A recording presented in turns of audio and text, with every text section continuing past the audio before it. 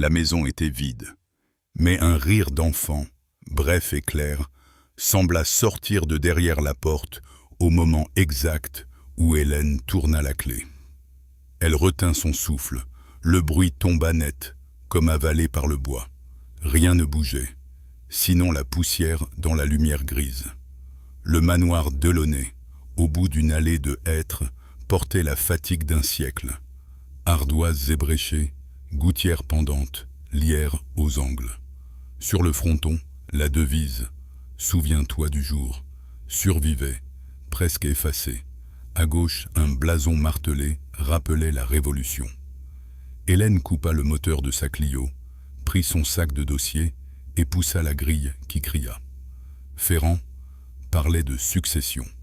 Rien sur les rumeurs que sa mère appelait des sornettes. Le hall s'ouvrit sur des carreaux noirs et un escalier à balustres torsadés. L'odeur de cire froide et de linge ancien était intacte. Des portraits suivaient la montée. Delaunay en redingote, dame aux robes claires, et plus bas, des enfants. Hélène approcha. Les cartels répétaient les mêmes prénoms à des décennies de distance. Éloi, Blanche, Victor, Louise, et un détail troublant. Date d'enfance souvent arrêtée à 7 ans. Elle se redressa, se traita d'idiote, et passa. Un courant d'air remua la bannière d'escrime roulée au palier. Elle alluma la lampe torche de son téléphone. La poussière monta. Dans la chambre bleue, un lit trop petit pour la pièce, des draps tirés au cordeau. Une boîte à musique, figurant un carrousel, reposait sur la commode. Elle tourna la clé. Une valse tinta puis s'éteignit. Un cliquetis répondit dans la cloison, au même rythme. Elle referma. La bibliothèque sentait l'encre et le cuir. Un registre, état domestique, 1889, 1954, listait les pièces et leur contenu. Chambre des enfants, 2 lits de fer, 3 coffres, tapis aux oiseaux, rideaux bleus, pétrins à jouets. En marge, une écriture nerveuse. Accès interdit après 17H, 16H42. Elle referma et poursuivit. Au bout du couloir des domestiques, la cuisine gardait son évier en pierre bleue, une table de chêne et 3 gobelets d'étain en triangle. Une cuillère d'enfant brillait, polie par des doigts absents. Elle ouvrit le robinet, gargouillit, pas de... L'applique clignota. Elle souffla, redescendit à la cave. La descente sentait la pierre. Une ampoule nue pendait au-dessus d'une chaudière immobile. Elle remonta le disjoncteur. L'ampoule vibra. Entre 2 tonneaux, quelque chose roula. Une bille de verre sortie de l'ombre vint mourir contre sa chaussure. Elle la ramassa. On y devinait une toupie blanche. Elle glissa la bille dans sa poche et remonta. Le jour collait au jardin. Dans la verrière, les plantes mortes tenaient debout par habitude. Sous un poirier, une petite chaise en osier était tournée vers le mur, comme punie. Elle la remit face au carré d'herbe. Elle installa ce papier dans le salon, près d'une cheminée qui reprit feu après 2 allumettes. La chaleur repoussa la moisissure. 1 mois sur place, inventaire, visite, signature. Elle nota serrurier, toiture, électricité. Et, sans y penser, portrait, vérifier cartel. Des craquements parcoururent la charpente, trop léger pour un adulte. Elle compta. 7, silence, encore 7. Puis le bois se tut. Elle monta de nouveau jusqu'à une porte peinte couleur mûre qu'elle n'avait pas vue. Une clé pendait à un clou. Le petit pène résista, puis céda. La poignée était glacée. Elle n'entra pas. Le seuil seul lui donna l'impression d'avancer d'un degré dans l'air. La lumière y était diffuse, comme sous une verrière. Elle referma, remit la clé. Au grenier, des malles, cahiers à la plume, tabliers, rubans, une photographie sépia. La façade du manoir, des adultes raides, 3 enfants en blanc. Malgré leurs âges différents, tous de la même taille. Au dos, fête des 7 ans, 1902. La peau de S&S bras se contracta. Coïncidence, pensa-t-elle. Ferrand décrocha au 4e son. Bien arrivé? Elle répondit oui, décrivit serrures et sols. Sa voix changea quand elle évoqua la chambre des enfants. Évitez-la la nuit, dit-il. Par prudence, les planchers sont capricieux. Elle acquiesça et raccrocha. De retour en cuisine, elle nota que le gobelet du milieu ne pointait plus la même direction. Elle sourit et remit le triangle. Le soir tomba d'un coup. Les fenêtres se remplirent de noir. Elle posa un matelas près de la cheminée et se contenta de 2 cuillerées. Le feu rétrécit en braise. Elle posa la bille dans une soucoupe. Le salon respira. Les bruits se classèrent. Un craquement, une goutte, un souffle. Quand un pas trop rapide traversa l'étage, elle resta immobile, jugea qu'un bois travaille toujours. Elle vérifia mentalement le verrou, la clé, la chaise en osier qu'elle n'aurait pas dû déplacer. L'inventaire attendrait demain. Le manoir n'allait nulle part. Elle éteignit la lampe, se couvrit, régla son souffle. Les bruits se tassèrent comme s'ils écoutaient. À 22H03, elle ferma les yeux. Demain, dit-elle pour la maison ou pour elle-même. Et le silence resta entier. Le lendemain, la pluie fine s'était arrêtée, mais l'air du manoir gardait une lourdeur étrange, comme si les murs eux-mêmes retenaient l'humidité. Hélène se leva tôt. Dans la cheminée, les braises étaient mortes. Pourtant elle eut l'impression que le salon respirait encore. Le gobelet en étain, qu'elle avait replacé la veille, avait de nouveau pivoté, cette fois vers la porte d'entrée. Elle fronça les sourcils, nota ces détails dans son carnet et sortit explorer davantage. Dans la bibliothèque, une lumière grise filtrait à travers les rideaux de velours. Elle tira un autre registre d'une étagère basse, couvert de poussière. Registre des naissances et décès. Famille Delaunay. Le premier feuillet datait de 1791. Chaque génération y était inscrite à l'encre brune, mais CE qui glaça Hélène fut la répétition. La plupart des enfants Delaunay n'avaient jamais dépassé 7 ans. Des colonnes s'arrêtaient brutalement, sans précision, parfois remplacées par un simple mot. Silence.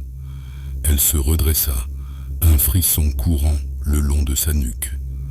À cet instant, un bruit sec résonna derrière elle, comme le claquement d'un jouet en bois. Elle se retourna, rien que les rayonnages immobiles.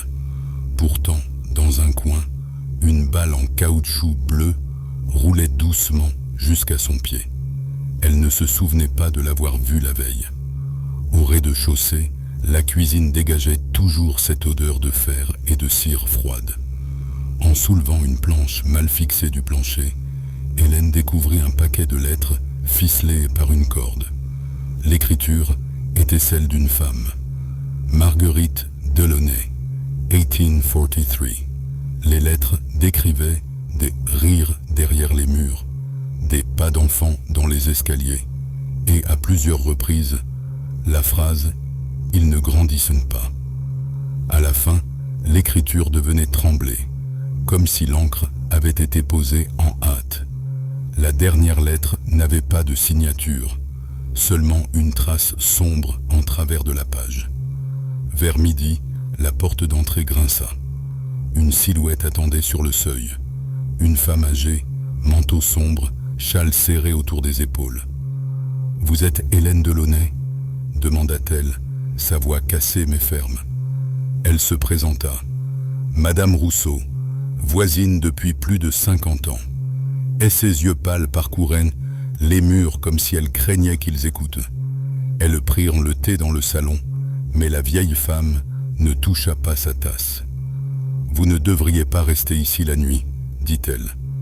Hélène demanda pourquoi. Madame Rousseau baissa la voix. Parce que les enfants appellent.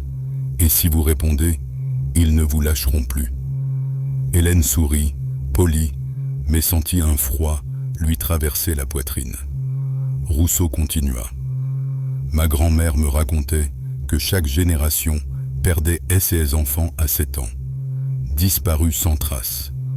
Pas de tombe, pas de cercueil. Seulement des rires, des ombres, et ces manoirs qui les gardent. Elle posa ses doigts noueux sur la table. Ils ne veulent pas grandir. Ils ne peuvent pas. Quand la voisine partit, le silence retomba encore plus lourd.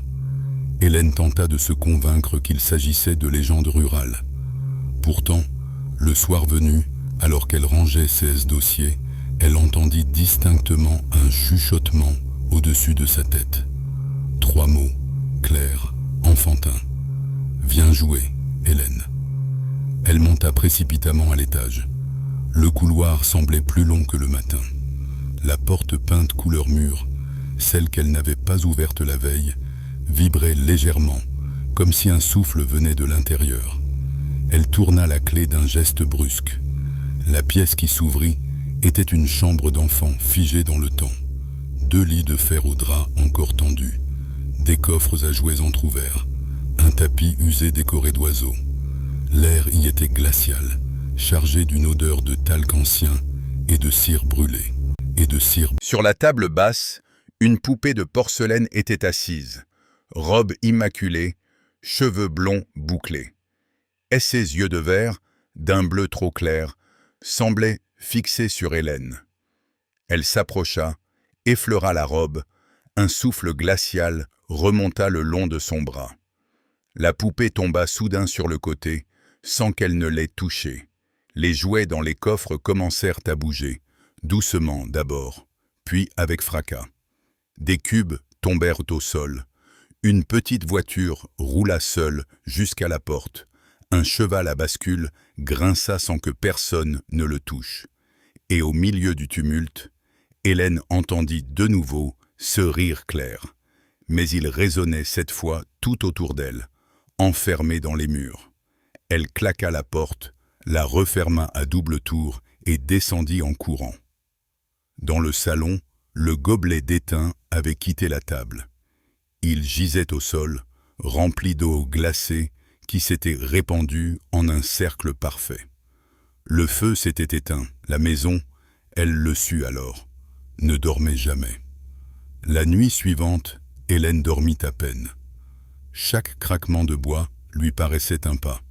Chaque rafale contre les vitres ressemblait à un souffle. Quand l'aube enfin se leva, pâle et froide, elle sortit prendre l'air dans le jardin du manoir. La rosée s'accrochait aux hautes herbes, mais aucune fleur ne semblait vouloir éclore. Le silence y était pesant, comme si même les oiseaux évitaient cet endroit. Près du vieux puits, elle remarqua une corde effilochée, encore humide. Elle se pencha. L'eau stagnante au fond reflétait non pas son visage, mais une surface trouble où flottait l'ombre d'une main d'enfant. Elle recula vivement, trébucha contre une pierre et se força à croire que CE n'était qu'un effet de lumière. Vers l'après-midi, elle retourna dans la bibliothèque pour examiner plus de documents. Dans un tiroir secret, derrière les registres, elle découvrit un petit cahier relié de cuir. C'était un journal. L'écriture appartenait à un certain Auguste Delaunay, mort en 1862. Les pages racontaient des nuits entières à écouter des rires derrière les murs, puis des descriptions de silhouettes enfantines aperçues dans les miroirs. Une phrase revenait comme un refrain. Ils ne vieilliront jamais, mais ils réclament que d'autres les rejoignent. La lecture la fit frissonner. Quand elle leva la tête, elle croisa son reflet dans la vitre ternie de la bibliothèque. Derrière elle, un groupe d'enfants semblait figé, serrés les uns contre les autres. Elle se retourna brusquement. La pièce était vide. Le soir, Un orage éclata. La pluie s'écrasait contre les vitres comme des doigts pressés. Hélène alluma toutes les lampes du salon, cherchant à repousser l'ombre, mais l'électricité vacillait sans cesse. À travers le vacarme du tonnerre, elle perçut une mélodie, une berceuse, fredonnée à voix basse, sortie de l'étage. Elle monta lentement, tenant la rampe. La porte de la chambre des enfants était entr'ouverte, bien qu'elle l'ait fermée à clé la veille. La lumière des éclairs dévoilait l'intérieur par à-coups. Les lits étaient défaits, les draps froissés comme si on y avait bougé toute la nuit. Sur le cheval à bascule, une forme petite et indistincte se balançait doucement, rythmée par le vent ou par quelque chose de pire.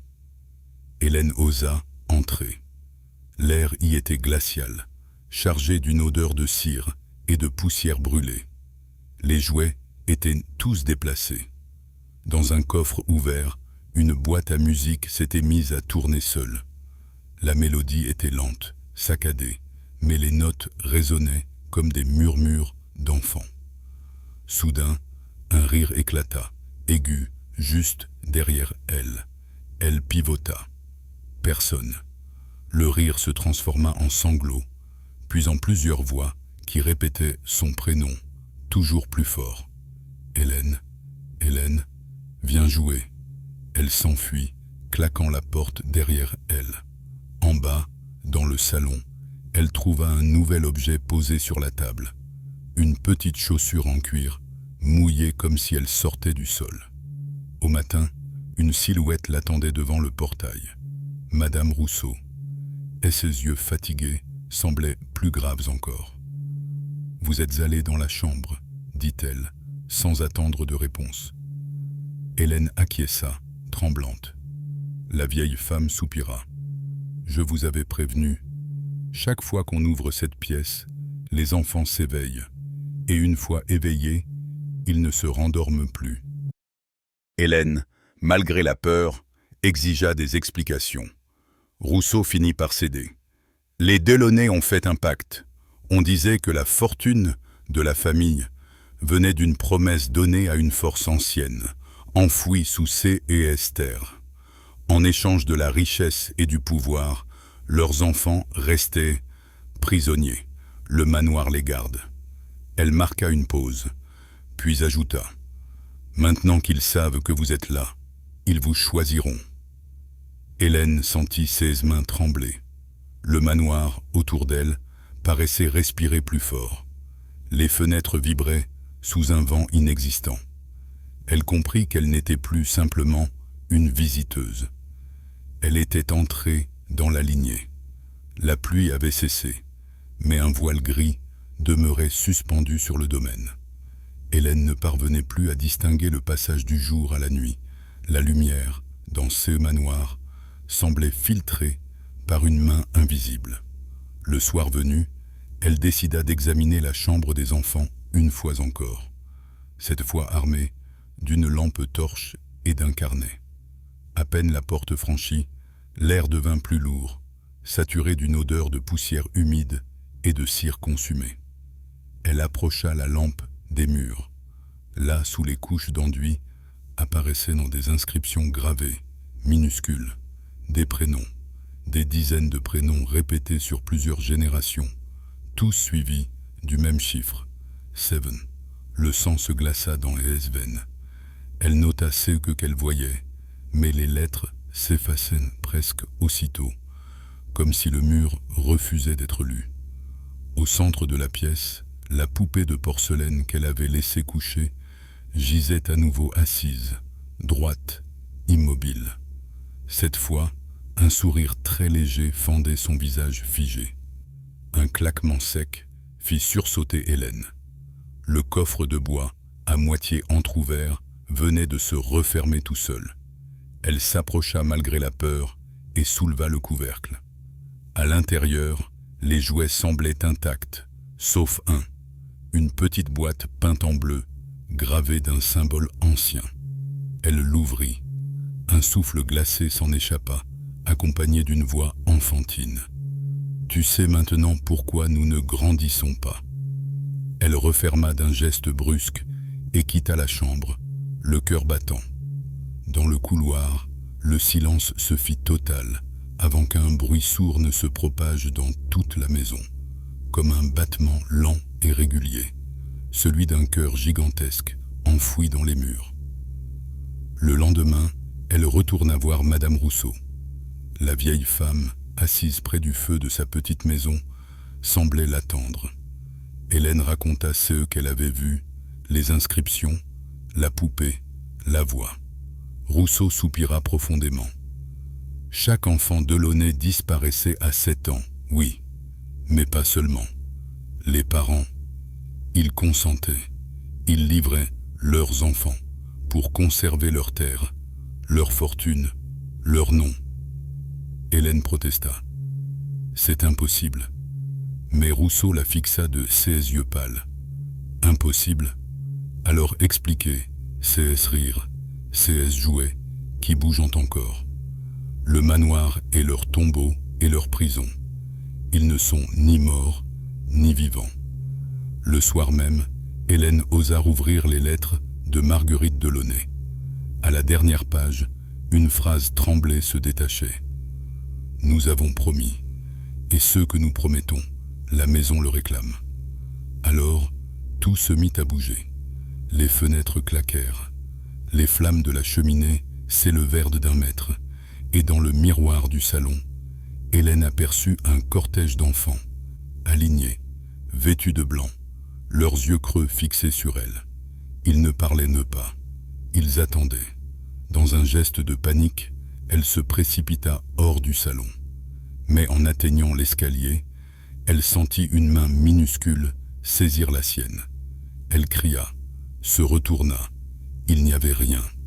Pourtant, la marque rouge de doigts d'enfant resta imprimée sur sa peau. Cette nuit-là, elle comprit que la maison l'avait choisie. Hélène passa la journée suivante à explorer chaque recoin du manoir, comme si comprendre les murs pouvait la sauver de ceux qu'il cachait. Mais partout, la même sensation persistait. L'air vibrait de murmures étouffés. Les couloirs semblaient plus longs qu'ils ne l'étaient vraiment.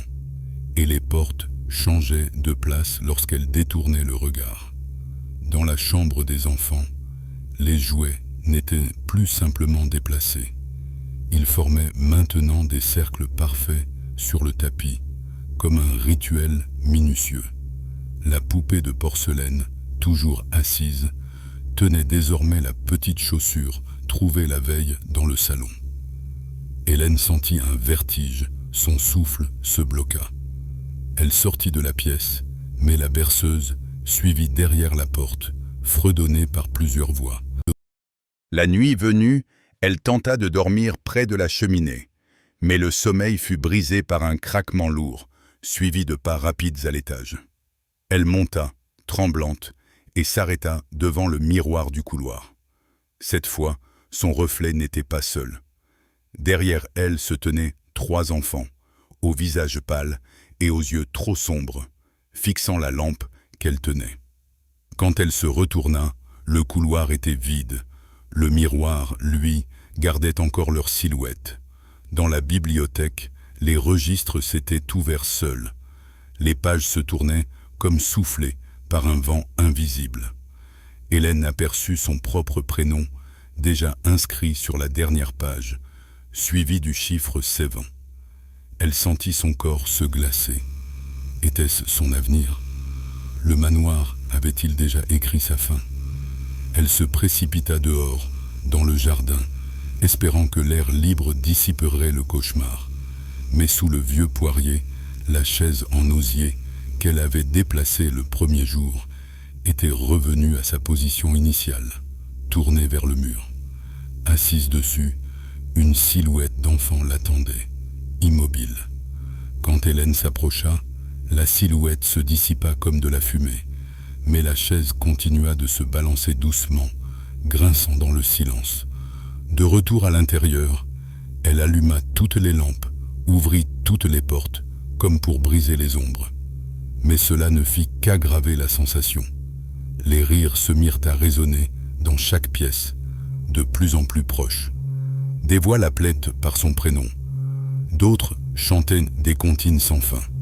Les murs vibraient, les planches gémissaient, comme si la maison elle-même respirait. Puis elle les vit. D'abord une ombre, puis plusieurs. Des enfants, translucides, apparaissant dans le salon, dans l'escalier, dans le couloir. Ils n'avaient pas d'âge, leurs visages figés dans une enfance éternelle. Leurs yeux étaient deux trous noirs, et leurs lèvres murmuraient tous à la fois. « Reste avec nous ». Hélène recula, trébuchant contre la table. La poupée de porcelaine qu'elle avait laissée dans la chambre se trouvait maintenant posée devant elle, souriante, les bras tendus comme pour l'accueillir. Elle comprit alors que le manoir ne voulait pas la laisser partir, qu'il l'avait déjà intégrée à son cercle, comme les générations avant elle.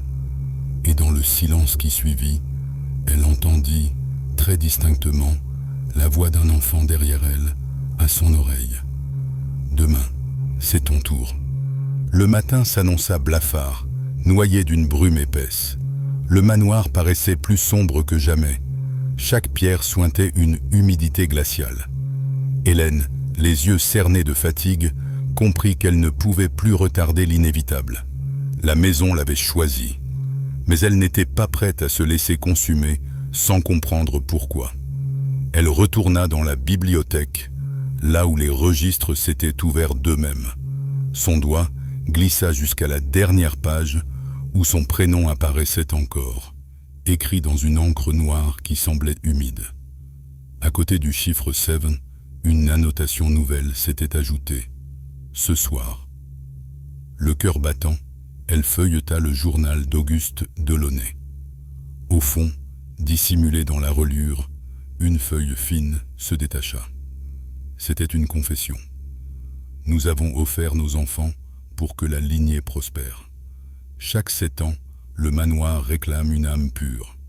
Le pacte ne peut être rompu, sauf si le sang des Delaunay s'éteint. Hélène comprit alors que le prix de la fortune et du nom n'avait jamais cessé. Elle, dernière héritière, était la prochaine offrande. À la tombée du jour, la maison s'anima. Les couloirs résonnaient de pas minuscules. Les portes claquaient et s'ouvraient d'elles-mêmes. Dans le salon, les 3 gobelets en étain s'étaient remplis d'eau glacée, formant un triangle parfait. Sur la cheminée, les portraits d'enfants prenaient vie. Leurs yeux suivaient de chacun de ces gestes. Leurs lèvres remuaient comme pour chuchoter son nom. Un froid brutal envahit l'air. Les silhouettes d'enfants apparurent, innombrables, vêtus de blanc, leurs visages effacés, leurs mains tendues vers elles. Au centre, la poupée de porcelaine marchait seule, et ses yeux bleus luisant d'un éclat malsain.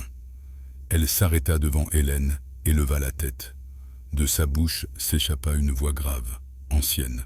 « Tu es la dernière. Le pacte doit être tenu. » Hélène recula, mais les murs semblaient se refermer. Le manoir lui-même respirait comme une cage vivante. Les enfants répétaient en chœur, de plus en plus fort. « Reste avec nous, reste avec nous. » Alors, dans un élan désespéré, Hélène saisit une chandelle et mit le feu au registre des naissances. Les flammes s'élevèrent, avalant les pages, dévorant les générations consignées. Les cris des enfants se muèrent en hurlements stridents. Les portraits prirent feu, les murs vibrèrent. La maison tout entière sembla convulsée. Elle courut vers la porte, mais la serrure résista. Le bois trembla, le métal se tordit. Derrière elle, les silhouettes s'élançaient, leurs mains glacées, effleurant sa peau. Dans un dernier effort, elle jeta la poupée dans les flammes. Un cri déchirant résonna, un cri qui n'avait rien d'humain. Alors, tout bascula. Les voix s'éteignirent, les silhouettes disparurent, le silence retomba d'un coup.